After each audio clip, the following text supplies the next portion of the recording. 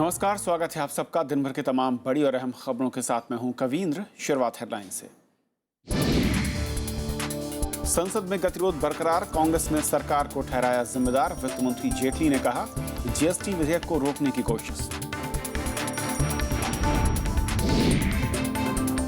भूमि अधिग्रहण विधेयक शीतकालीन सत्र तक के लिए चला। जेपीसी अगले सत्र के पहले हफ्ते में सौंपेगी रिपोर्ट। कांग्रेस और टीएमसी ने मांगा और वक्त।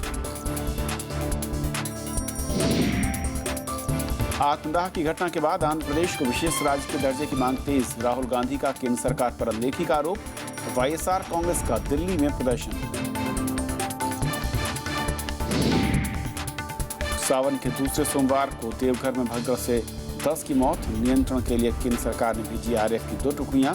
हाईकोर्ट ने राज्य सरकार से मांगी रिपोर्ट। आतंकी हमलों के लिए अफगानिस्तान ने पाकिस्तान को ठहराया जिम्मेदार। राष्ट्रपति गनी ने कहा पाक से मिल रहे युद्ध के संदेश।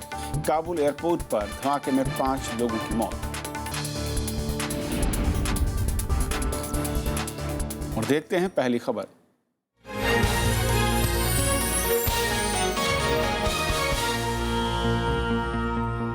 राज्यसभा की तरह लोकसभा में भी कार्यवाही शुरू होते ही व्यापम और ललित मोदी विवाद का मुद्दा उठा। समाजवादी पार्टी प्रमुख मुलायम सिंह यादव ने चर्चा के जरिए गतिरोध का हल निकालने की वकालत की। हालांकि स्पीकर की ओर से बुलाई गई कई दलों की बैठक में भी गतिरोध टूटता नजर नहीं आया। 25 सांसदों के निलंबन की अवधि खत्म होने के बाद सोमवार को कांग्रेस सहित कुछ विपक्षी दलों के सांसद लोकसभा में लौटे, लेकिन विपक्ष के रुख में कोई बदलाव नहीं आया।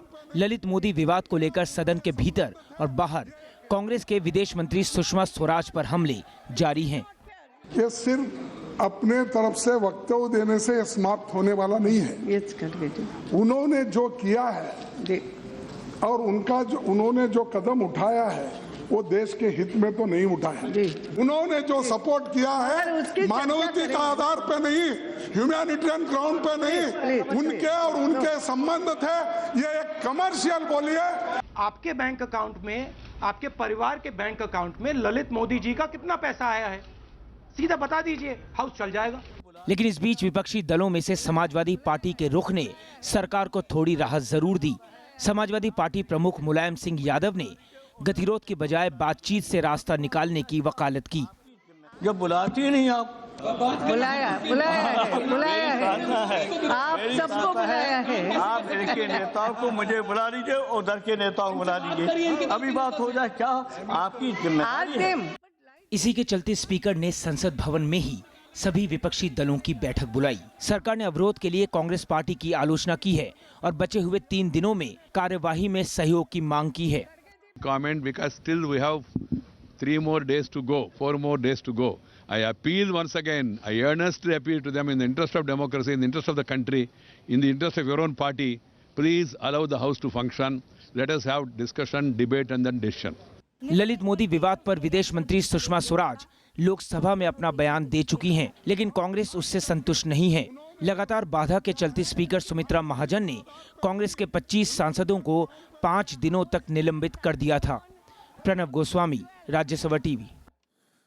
संसद में सरकार और विपक्ष के बीच जारी गतिरोध बरकरार है और जिसके चलते राज्यसभा की कार्रवाई भी आज नहीं चल सकी। कांग्रेस समेत विपक्षी दलों ने गतिरोध के लिए सरकार को जिम्मेदार ठहराया, तो वहीं नेता सदन अरुण जेटली ने कहा कि जीएसटी बिल को रोकने के लिए कांग्रेस अवरोध पैदा कर रही है।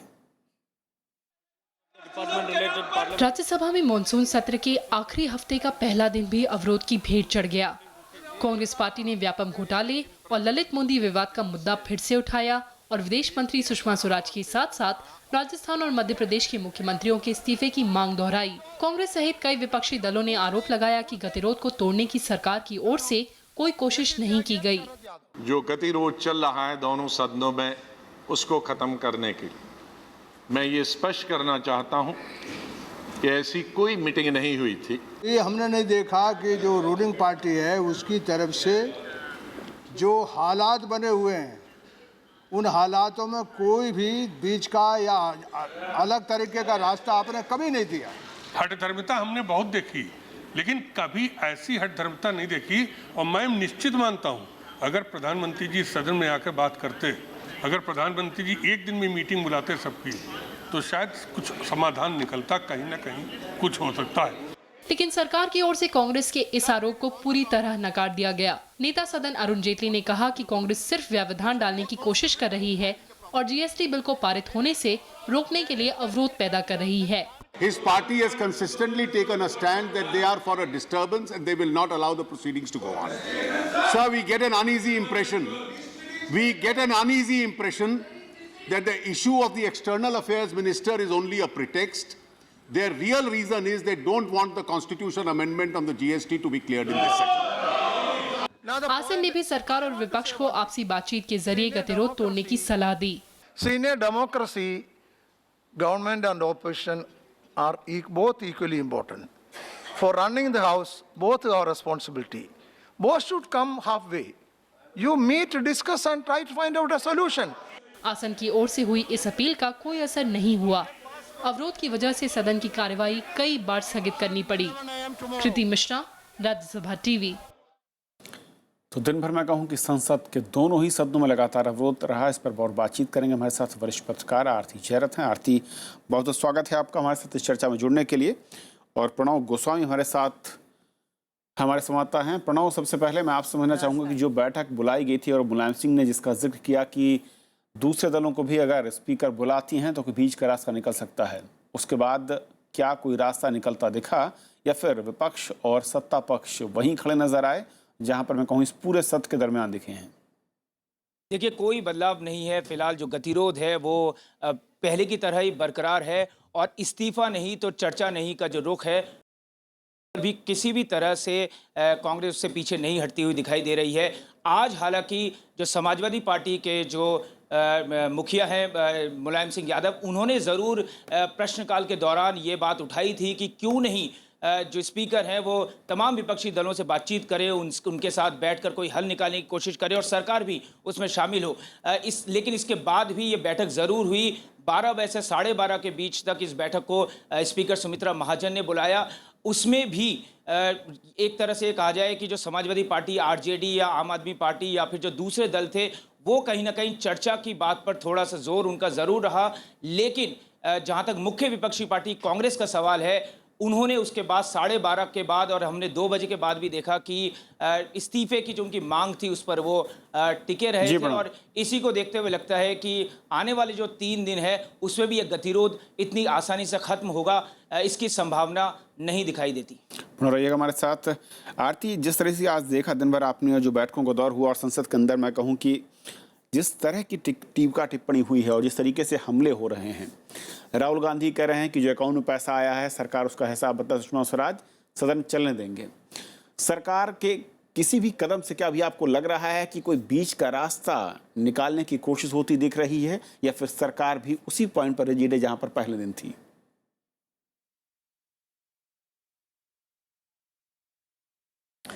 देखिए कविंद्र जी, ये पूरे सेशन में एक चीज़ बहुत साफ नज़र आ रहा है कि सरकार और कांग्रेस जो सबसे बड़ी मेन विपक्ष पार्टी है, इन दोनों के बीच में कोई चैनल्स ऑफ कम्युनिकेशन नहीं है। मतलब टोटल कम्युनिकेशन ब्रेकडाउन हो गया है इस सेशन में और इसी वजह से कोई हल नज़र नहीं आ रहा है, कोई रास्ता नहीं निकल पा रहा है। जो ये छोटी पार्टियां हैं, मुलायम सिंह ने जो आज स्टेटमेंट दिया है, मेरे ख्याल में मुलायम सिंह का ये कहना है कि देखिए हम सब चाहते हैं कि सांसद चले, आप लोग हमको क्यों नहीं इस्तेमाल करते हैं? हम छोटी जो नॉन कांग्रेस नॉन बीजेपी पार्टियां हैं, आप हम लोग को क्यों नहीं इस्तेमाल करते हैं? हम शायद दोनों तरफ बातचीत करके कुछ ना कुछ रास्ता निकाल सकते हैं, पर ना सरकार उनको इस्तेमाल करना चाहती है और ना विपक्ष उनकी बात सुनना चाहती है। तो अब क्या किया जाए? पूरा लॉक जैम हुआ है, डेड डॉग है। और आरती, जिस तरीके से बिल्कुल सही कहा आपने कि लोकसभा में जब मुलायम सिंह यादव ने बात की, कुछ इसी तरह की बात शरद यादव ने राज्यसभा में भी कही।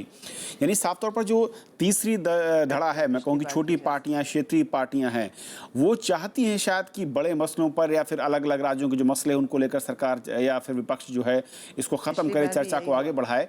लेकिन जिस तरीके से रहा है आरती, क्या ये कहा जाए कि अब बचे हुए 3 दिनों में कोई ऐसी सूरत नजर आती है तमाम तरह के दबाव, या फिर लेफ्ट पार्टियों के साथ छोटी पार्टियों का या फिर क्षेत्रीय दलों का दबाव कुछ काम करता दिख सकता है आगे आने वाले एक या 2 दिन में, क्योंकि महज 3 दिन और बचे हैं अब?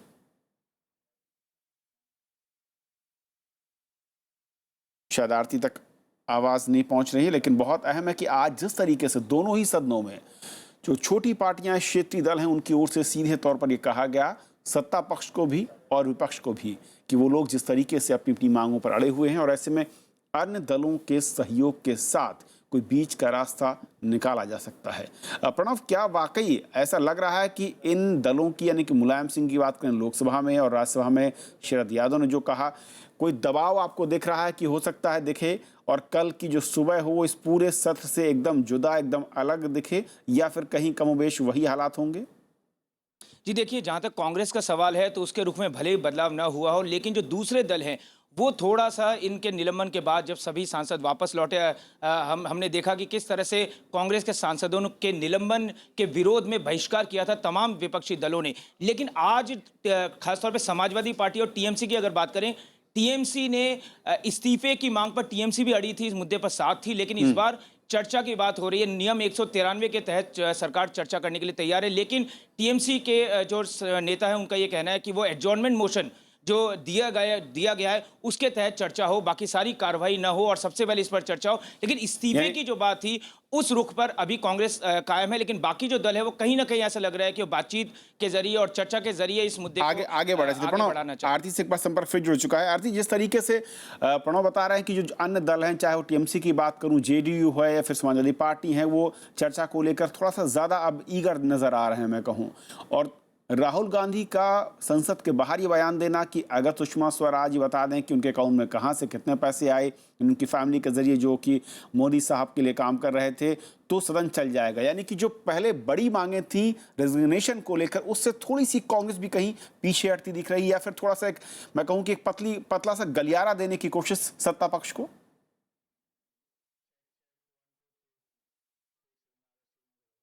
नहीं जी, मुझे तो लगता है कि राहुल गांधी ने कांग्रेस का पोजीशन जो है और ठोस बना दिया है। मतलब क्या सुषमा, ये हम सोच भी सकते हैं कि सुषमा स्वराज जी कोई अकाउंटिंग देंगे पार्लियामेंट में कि कितना पैसा आया है ललित मोदी से उनके पति के पास? नहीं, उन्होंने, राहुल गांधी ने तो अब इतना इम्पॉसिबल कंडीशन सेट कर लिया है कि ये तो सरकार मान ही नहीं सकती है।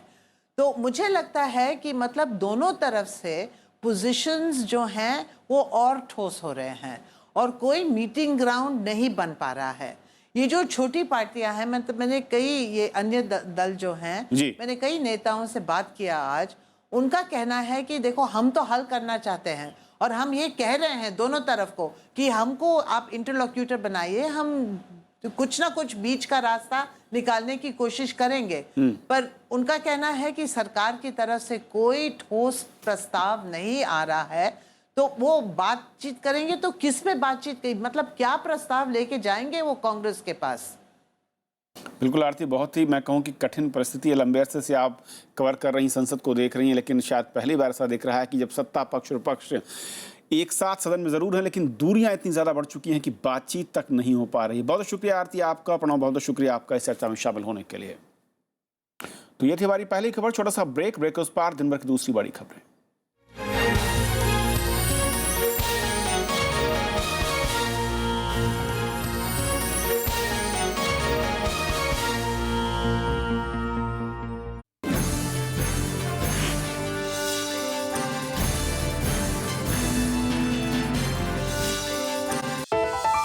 मॉनसून सत्र का आखिरी हफ्ता, दोनों सदनों में गतिरोध जारी। व्यापम घोटाले और ललित मोदी मुद्दे पर विरोध। देखिए देश देशांतर, कब टूटेगा गतिरोध? आज रात 8:30 बजे।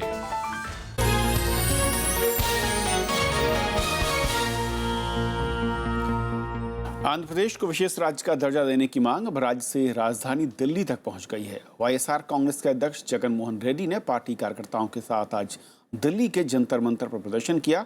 तो उधर तिरुपति में कांग्रेस कार्यकर्ताओं के आत्मदाह के बाद आज कांग्रेस ने राज्य भर में बंद रखा है। ये दो तस्वीरें देश के अलग अलग इलाकों से निकल कर आई हैं, लेकिन दोनों का विरोध, दोनों की मांग एक ही है। हंगामा दिल्ली तक पहुंच गया है, लिहाजा आंध्र प्रदेश को विशेष राज्य का दर्जा देने की मांग पर राज्य के सीएम चंद्रबाबू नायडू ने प्रधानमंत्री नरेंद्र मोदी से मिलने का वक्त मांगा है। दरअसल राज्य के विपक्षी दल वाईएसआर कांग्रेस ने दिल्ली के जंतर मंतर पर धरना प्रदर्शन किया। मांग आंध्र प्रदेश को स्पेशल स्टेटस देने की थी और सवाल सीधे केंद्र और राज्य सरकार दोनों पर थे। वाम दल के नेताओं ने भी धरने का खुलकर साथ दिया। I blame the BJP party, knowing very well that Congress is doing this, that they supported the special status demand and more so demanded 10 years for Andhra Pradesh state for special category status, and then they have echoed with the Congress and voted for the division. वहीं इस मुद्दे पर आंध्र के तिरुपति में रविवार को हुई बैठक में एक बड़ा हादसा सामने आया, जहां एक कांग्रेस कार्यकर्ता ने खुद को आग के हवाले कर दिया, जिसकी बाद में इलाज के दौरान मौत हो गई। हादसे के बाद सोमवार को कांग्रेस ने आंध्र बंद रखा। जगह जगह विरोध प्रदर्शन हुआ तो दिल्ली में राहुल गांधी ने भी आवाज उठाई। The Congress party is fighting for special status of Andhra Pradesh, and it is very sad that the government of India is completely ignoring what is the right of the people of Andhra Pradesh. हालांकि राहुल गांधी के बयान पर जगन रेड्डी ने कांग्रेस पर भी निशाना साधते हुए कहा कि पिछले 15 महीनों से कांग्रेस में किसी ने आवाज नहीं उठाई। वहीं अब सीपीएम ने भी मंगलवार को आंध्र प्रदेश बंद रखने का ऐलान किया है। Bureau report, Rajya Sabha TV. भूमि अधिग्रहण बिल पर बनी ज्वाइंट पार्लियामेंट्री कमेटी की रिपोर्ट संसद के मौजूदा सत्र में नहीं आएगी। आज बैठक में सदस्यों के बीच बिल के प्रावधानों पर सहमति नहीं बनने पर रिपोर्ट सौंपने की तारीख टालनी पड़ी। अब जेपीसी की रिपोर्ट 11 अगस्त की बजाय संसद के शीतकालीन सत्र में आएगी। स्वराज संवाद की अगुवाई में उत्तर प्रदेश समेत कई राज्यों के किसानों ने आज दिल्ली में धरना दिया। विरोध जताने के लिए ये किसान अपने साथ खेतों से मिट्टी लेकर आए और केंद्र सरकार से किसानों की बदहाली सुधारने के लिए कदम उठाए जाने की मांग कर रहे थे। स्वराज संवाद के संयोजक योगेंद्र यादव ने प्रधानमंत्री और कृषि मंत्री पर भी जमकर निशाना साधा। जय किसान आंदोलन ने अपनी मांगों को संसद तक पहुंचाने के लिए आम आदमी पार्टी के सांसद धर्मवीर गांधी को एक पत्र भी सौंपा। किसानों की हालत सुधारने और उनके अधिकार दिलाने के लिए इसी महीने की पहली तारीख को ट्रैक्टर रैली की शुरुआत हुई थी, जिसमें देश भर के किसान अपनी मिट्टी लेकर राजधानी की ओर कूच कर गए थे। 14 दिन के अंदर इस जुआगर को हटाने का आदेश पारित कर दो, नहीं तो इस देश के किसान को शांतिपूर्वक और लोकतांत्रिक तरीके से अपने लिए एक स्मारक बनाना होगा। क्यों ऐसे हालात देश में पैदा हो गए हैं कि किसान को मजबूर होकर आत्महत्या करनी पड़ रही? अगर आज हम देखें कि क्यों ये ऐसे हालात हुए हैं, तो उसका पहला कारण है कि सरकार ने जो सपोर्ट प्राइस, जो किसान की उपज का जो तय किया है, वो बहुत कम है। बिहार के चुनाव को लेकर कांग्रेस के उपाध्यक्ष राहुल गांधी की बिहार के नेताओं के साथ बैठक हुई। इसमें सीटों से लेकर आरजेडी और जेडीयू से गठबंधन पर भी चर्चा हुई। सूत्रों के मुताबिक कांग्रेस गठबंधन के लिए तैयार है, साथ ही वो 45 सीटों पर लड़ना चाहती है। हम लोगों ने मुलाकात की है और बिहार की क्या परिस्थिति है इससे अवगत आया है, और उसके बाद सबने कहा है इकट्ठा कि जो आला कमान का निर्देश होगा हम लोग सब साथ में हैं, सब साथ मिलकर चलेंगे बिहार में, और बीजेपी को, नरेंद्र मोदी जी की पार्टी को हराने में जो भी करना पड़ेगा कांग्रेसी मिल के करेंगे। प्रधानमंत्री नरेंद्र मोदी के पिछले महीने मुजफ्फरपुर रैली में दिए गए डीएनए वाले बयान पर राजनीति गर्मा गई है। जेडीयू आरजेडी से बीजेपी के खिलाफ एक हथियार के तौर पर इस्तेमाल कर रही है। बयान को वापस लेने के लिए बिहार के मुख्यमंत्री नीतीश कुमार शब्द वापसी अभियान चलाएंगे। नीतीश ने घोषणा की है कि बिहार के 50 लाख लोगों के डीएनए नमूने प्रधानमंत्री को भेजे जाएंगे। नीतीश ने ट्वीट कर अभियान की जानकारी दी और इसके तहत प्रधानमंत्री को लोगों के हस्ताक्षर और उनके डीएनए नमूने भेजने की योजना है।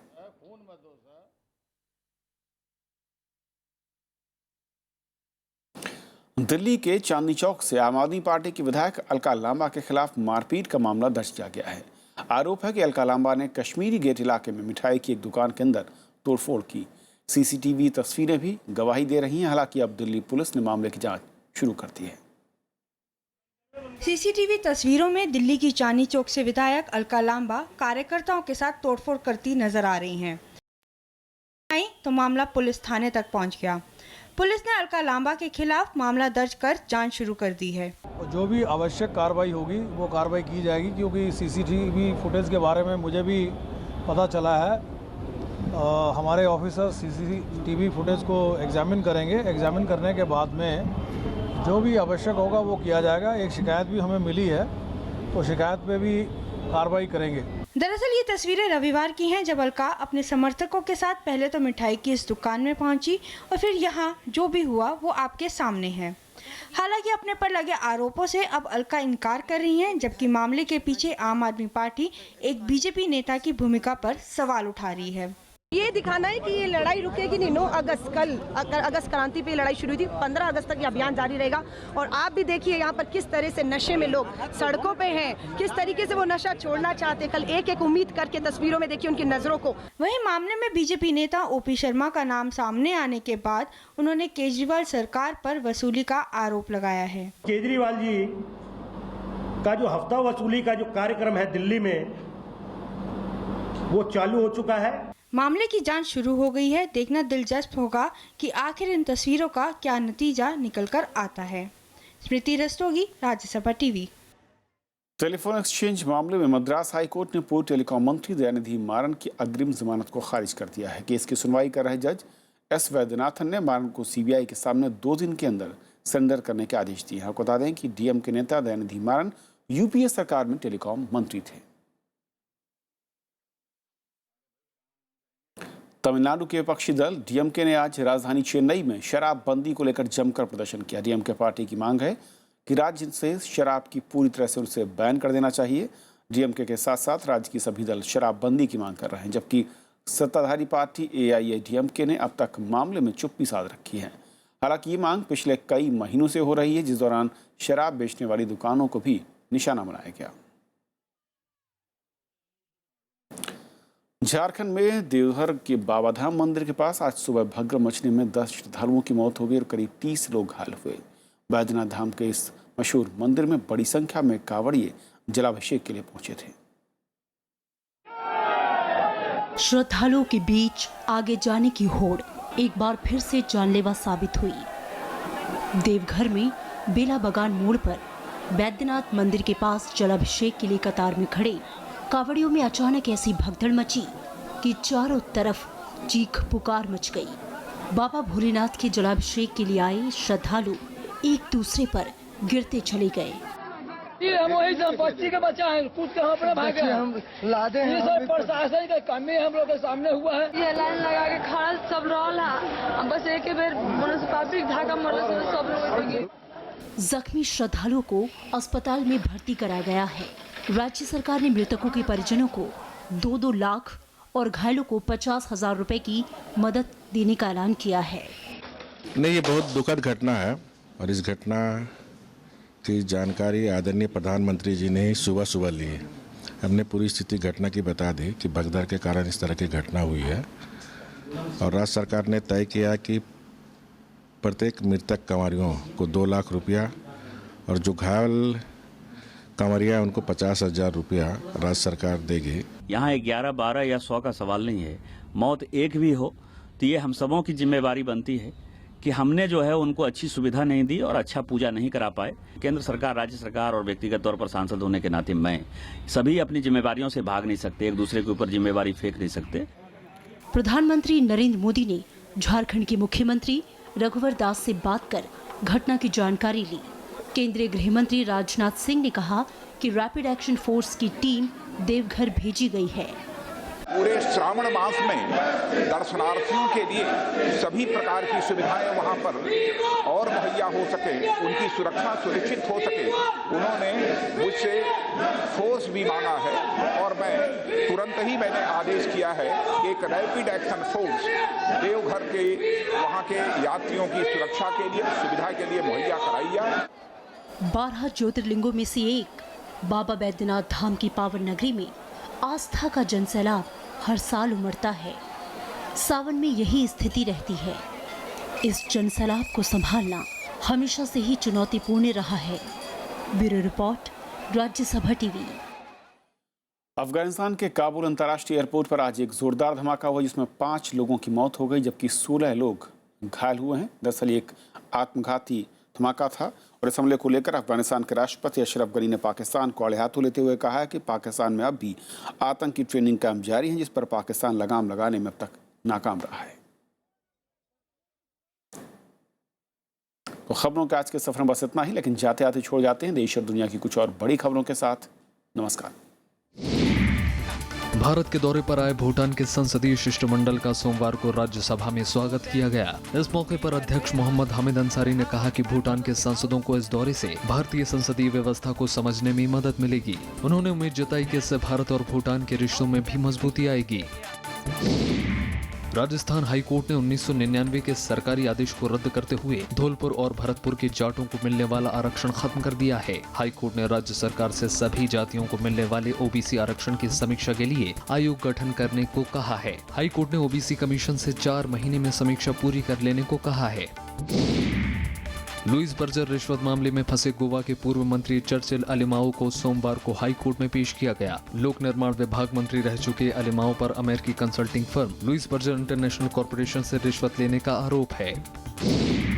अरुणाचल प्रदेश में लापता पवन हंस हेलीकॉप्टर का मलबा मिल गया है। केंद्रीय गृह राज्य मंत्री किरण रिजिजू ने सोमवार को बताया कि हेलीकॉप्टर का मलबा अरुणाचल प्रदेश में तिरपा जिले के नजदीक मिला है। हेलीकॉप्टर में सवार तिरपा के उपायुक्त समेत 2 पायलटों का कोई समाचार नहीं है। बांग्लादेश पुलिस के आईजी शाहिद उल हक ने कहा है कि धार्मिक और संवेदनशील मुद्दों पर लिखते वक्त ब्लॉगर हद पार न करें। आईजी के मुताबिक ब्लॉगर ऐसा कुछ न लिखें जिससे किसी की भावनाएं आहत हों। पिछले कुछ महीनों में बांग्लादेश में 4 ब्लॉगरों की हत्या हो चुकी है।